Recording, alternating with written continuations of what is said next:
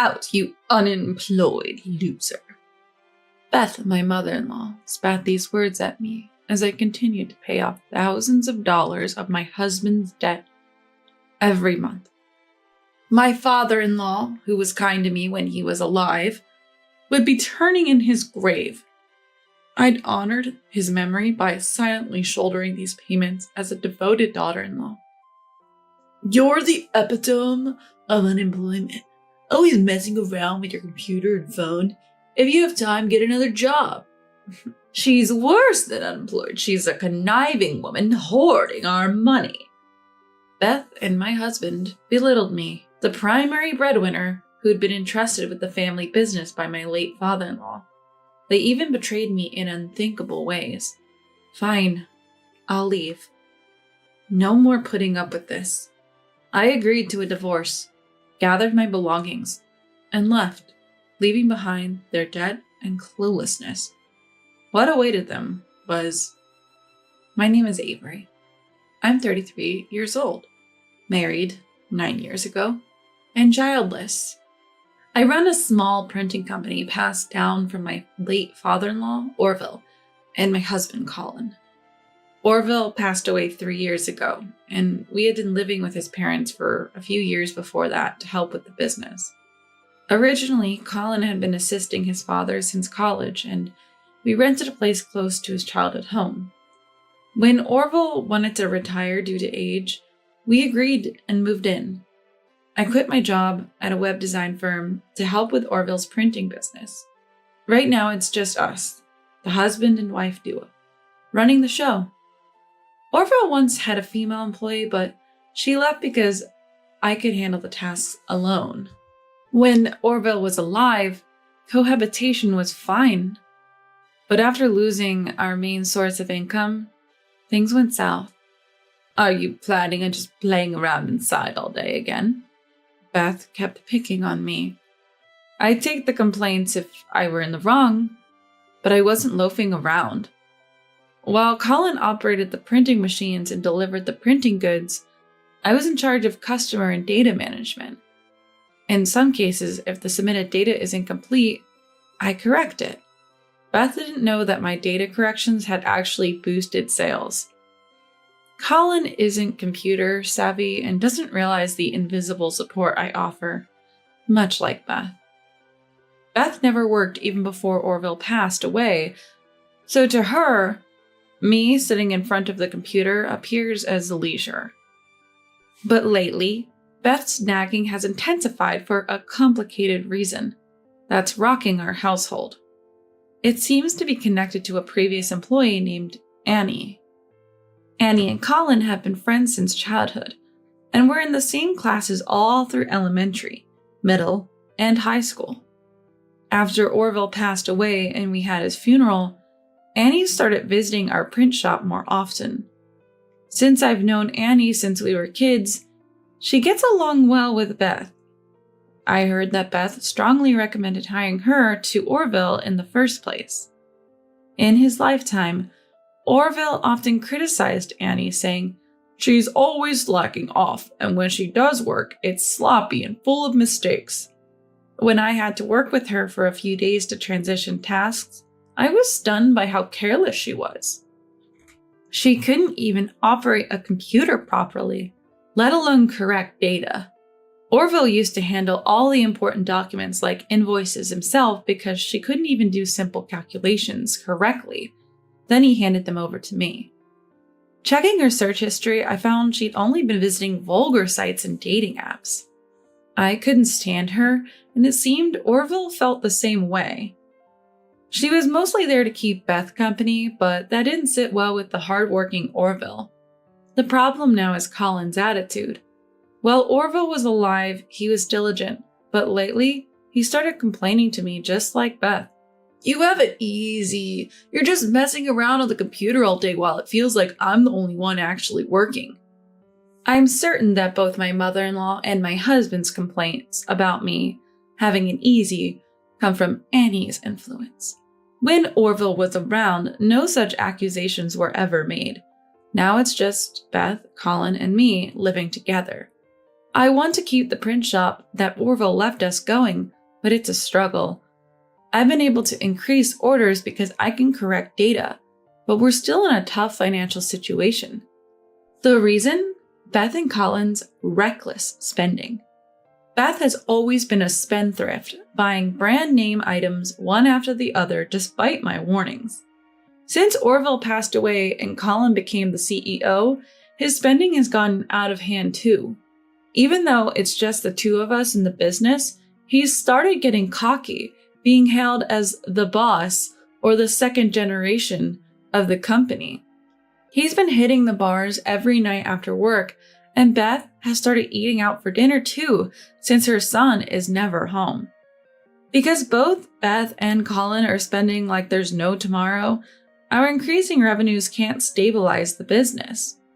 On top of that, Colin took out a substantial loan from the bank for a new venture without discussing it with me, and we haven't been able to keep up with the repayments.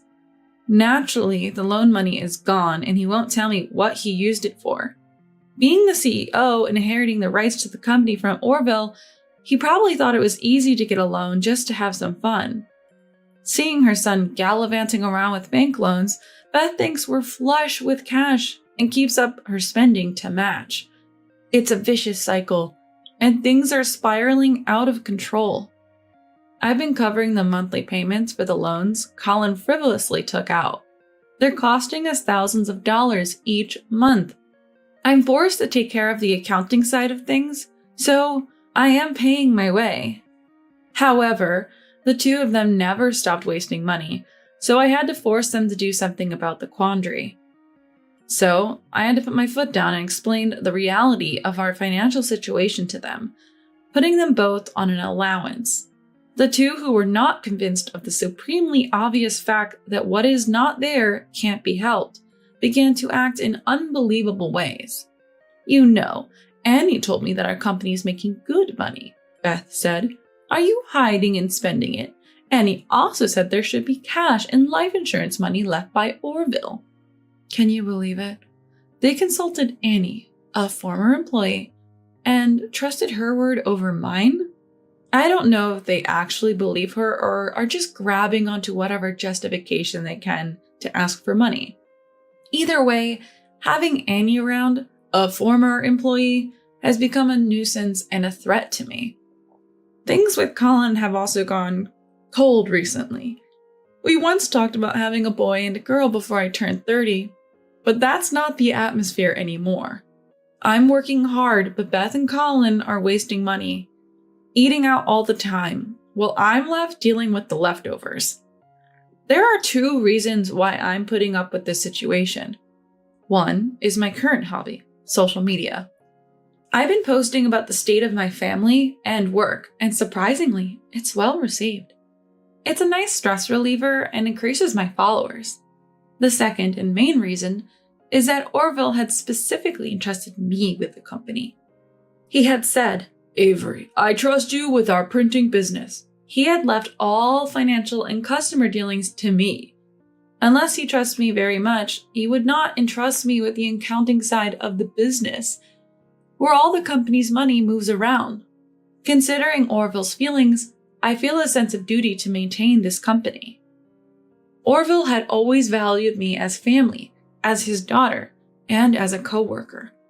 I remember him saying, "Sorry you have to deal with my foolish wife and foolish son, Avery. You don't have to put up with those idiots." I want to continue protecting this printing company that Orville built in his lifetime as a symbol of my gratitude toward him. Look at you. You're the epitome of unemployment. Colin criticized me today as well while I was correcting a customer's file. The customer hadn't outlined the text, which would cause text overflow issues if left as is. Switching the orders to me directly does take time for data transfer, which can affect delivery schedule. It's pretty insulting to be called unemployed, considering the important work I'm doing. This woman's worse. She's hogging all our money with her nasty personality. Beth chimed in, backing Colin up. It's clear that their main objective is financial. They just want to spend more money. But when they start calling me unemployed or accuse me of having a nasty personality, it's nothing but slander. Despite their attitudes, I try explaining the company's financial situation to them once again. So what happened to Orville's personal savings? Orville's savings have been depleted long ago by Beth and Colin. Not a single dollar remained. So it was even more outrageous when Colin applied for a loan in the company's name. He must have a hidden account. He worked so hard to spit it out. Orville had indeed been a hard-working and honest man. He handled accounting without unnecessary tax dodges, and Beth's lavish spending was taken care of with his earnings. Yet, despite this, the savings were depleted, and now they were talking about non-existent hidden accounts? It was insulting to Orville's memory, and my disdain for them grew. I wondered if continuing to work with Beth and Colin, now so obsessed with money, would really honor Orville's legacy. Then, one day, I witnessed something shocking. It was a Friday night. A client had requested a print sample on matte paper for a new product catalog. They needed it today, but Colin had gone out for dinner. It was a long-standing client, so I delivered the sample myself. On my way back, I caught my breath at the sight of the couple walking ahead. It was Colin, arm in arm with a woman. Next to them was Beth. Confused, I followed at a distance, unnoticed. The woman leaned into Colin passionately. I recognized her. It was Annie, a former employee. My thoughts came to a halt and I stood still. The three of them, laughing and chatting, grew smaller in the distance. I stood there until the backs of the three smaller people disappeared into a fine steak restaurant. I was stunned. I can't remember how I got home. When I came to, I was sitting in front of my home computer. I couldn't stop thinking about what I had just seen. No matter how you looked at it, Colin and Annie seemed more than just friends. Even though my marriage had cooled off, witnessing this betrayal was unsettling. If Colin is deeply involved with Annie, he'd likely trust her more than me. But what I couldn't grasp was Beth being with them. Beth and Annie were old friends, but seeing them enjoying themselves while Colin and Annie got cozy was perplexing. Were they in a relationship with Beth's approval? As unbelievable as that sounded, it would explain their behavior since Orville's passing. I had wanted to preserve the printing company that Orville had entrusted to me, but I was at a loss. Saturday came and neither Colin nor Beth returned. The two returned home on Sunday afternoon, the day after the day they left. They explained they had bumped into each other downtown and decided to go on a trip, just the two of them. You mean just the two of you? What about Annie? Isn't it three of you? As I calmly voiced my question, both of them burst into rage as if I had hit a nerve. What's it to you about Annie? She's concerned about me and Mom. That's right. Annie works for us. She knows you're trying to hog Orville's savings for yourself. Just by pointing out that Annie was likely with them, both became emotionally charged. If you're the type to monopolize Dad's savings, we should get a divorce. Then leave and don't come back. I've been told to divorce and leave, so I simply said, fine, I'll go, and walked away. I had packed my things the day before, and they were already arranged to be shipped to my parents' home. I can pick up the large items later. For now, I just want to leave as quickly as possible. You'll have nowhere to go, even if you come crawling back. Colin's parting words pierced through my back. Biting my lip, I clenched my fist tightly.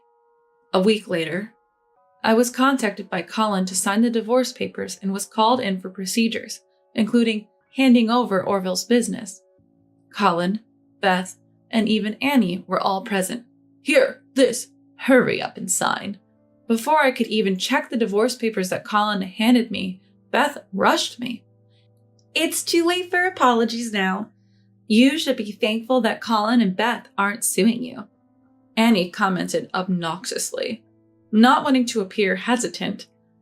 I checked that Colin had already filled in his part, silently signed, and then looked up. All three of them were wearing a slight smile.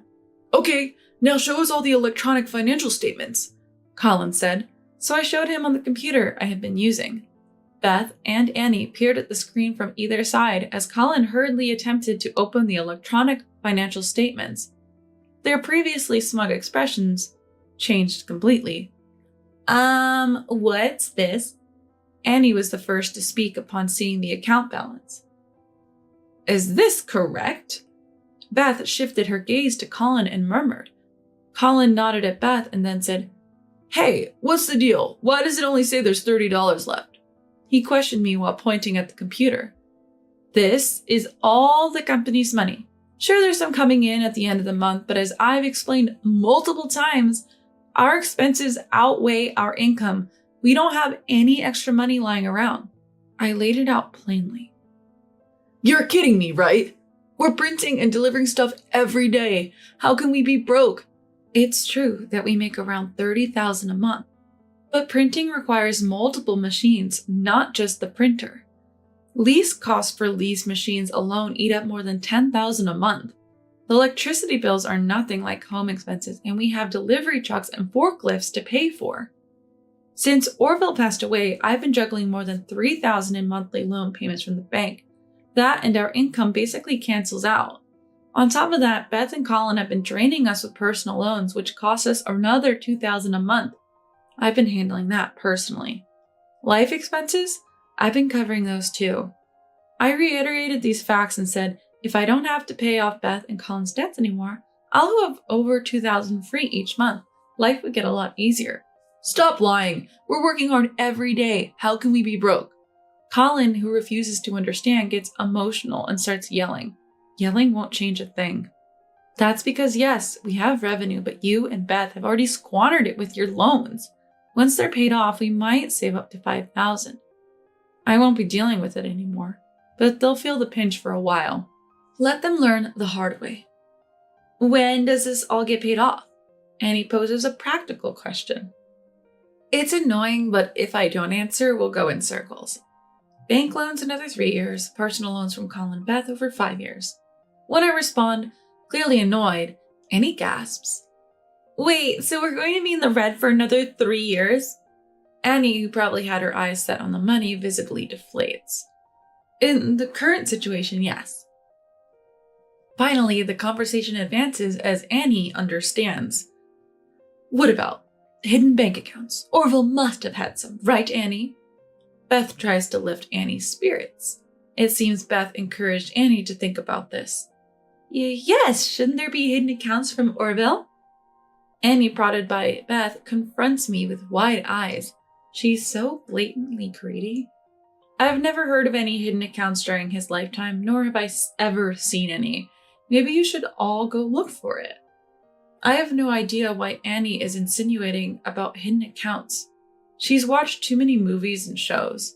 Gradually coming to terms with reality, Colin finally spoke up. Wait, so how have you managed to keep us afloat all this time?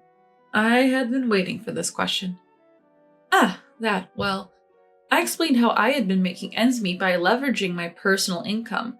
I run a blog on social media called Tales of Struggle in a Small Factory and have over 1 million followers. A substantial advertising revenue is directly deposited into my personal bank account every month. I have to file separate taxes for this income. You'll see it in the books later, but the company's expenses are covered by loans from me personally, so the company is obliged to pay me back. Please consult with your accountant and lawyer about this. This was the most important thing I needed to convey today. Apart from the divorce settlement, I would become a creditor moving forward. I have been taking care of the family up till now, but that ends. They owe me, and I intend to collect. Ew, Colin, you're basically poor even as a CEO. Annie, who had quickly grasped the situation, looked at Colin with disdain. Colin, I can't marry you like this. Goodbye!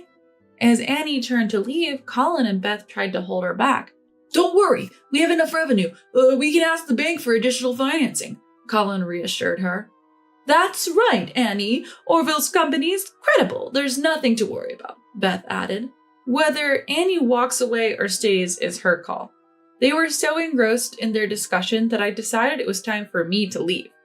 Months later, Colin and Beth went to the bank to ask for additional financing, but were declined. Out of options, they had to reschedule their loan payments to be lower, but over a longer term. Whether to call this predictable or just pathetic, I'm not sure. Not long after our talk, Colin and Beth visited my family home. Avery, I was a fool. The company can't run without you. Please come back. Colin pleaded with me at the entrance. I'm really sorry. Avery, I've talked to Colin. Can you please help him? Beth also apologized profusely next to him. They must have hit a financial wall and swallowed their pride to come here. But it's too late. My parents didn't even let us pass the front door. We talked at the entrance. There's no way I or my parents would forgive this. You have good sales, don't you? Why not consult with Annie instead?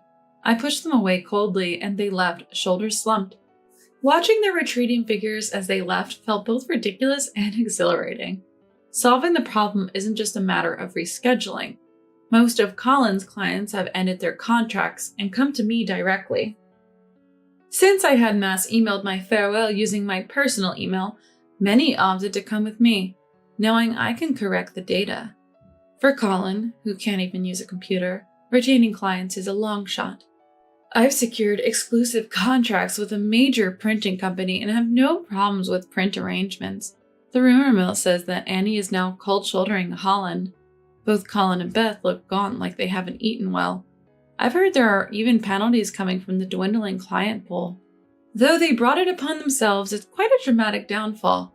After getting used to my new life, I visited Orville's grave. Standing there, I remembered his words to me. Avery, I'm leaving the printing company to you, but if you can't stand my foolish wife and son, cut ties with them. They're not bad people, just lost in money. Orville might have sensed that this would happen. I apologized for not being able to save his company and updated him about the recent offer from my lawyer. Orville, the company is on the brink of bankruptcy under Colin. My lawyer approached me about buying it. What should I do? Buying the company would cost tens of thousands, but it's a steal for me now. If used as a subsidiary for the major printing contract, it could be worthwhile. If Colin changes his ways, hiring him as a worker might be worth considering. Would that repay my debt to Orville?